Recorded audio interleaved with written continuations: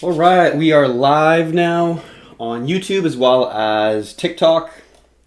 Just gonna wait a few more moments, get the recorder going, and let's get this global macro update started. Got a little bit of coffee. All right, this one's gonna be a big one here. We're talking about palladium and platinum, which are both different types of metals. And let's get this going.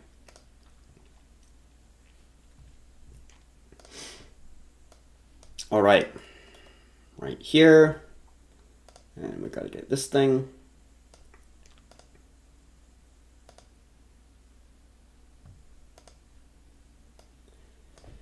Hey everyone, welcome to a global macro update. We're gonna be looking at specifically two different metals. One is palladium, one is platinum. We always talk about gold and silver being stores of value, and there are other metals that could be great trades in the upcoming future. So we'll look at two different metals that we can trade on our broker.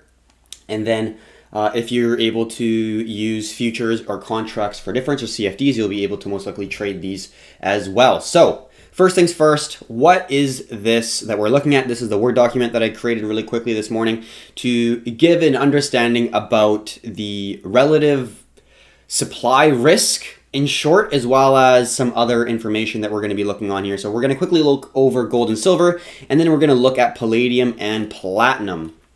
It also says the kind of ballpark amount that these metals are used for in certain industries, like gold. We see that there is a large majority of gold that is funneled into jewelry, electronics, as well as store of value like bullion, and then silver is industrial, and then we also have jewelry and stores of value as well. So we'll get into all this in a little bit, but first, what do these numbers mean? The commodities research these numbers, so let's just go one by one. Relative supply risk, and also we do have this little pullout here so we can understand what it means while we're going through it. But let's just quickly look at what each one of these are going to be located and what they mean. So first things, relative supply risk, an integrated supply risk index from 1, which is very low risk, to 10, which is very high risk. This is calculated by combining the scores for crustal abundance, reserve distribution, production concentration, sustainability, and recycling rate, and political stability scores. So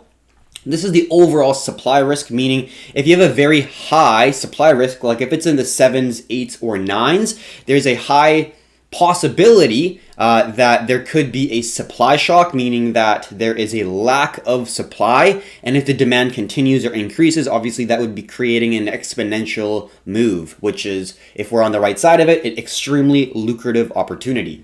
Another thing we're going to be looking at is the recycling rate, the percentage of commodity which is recycled. The higher recycle rate may reduce risk to supply. Sustainability, you got high, medium, and low. And what does this mean?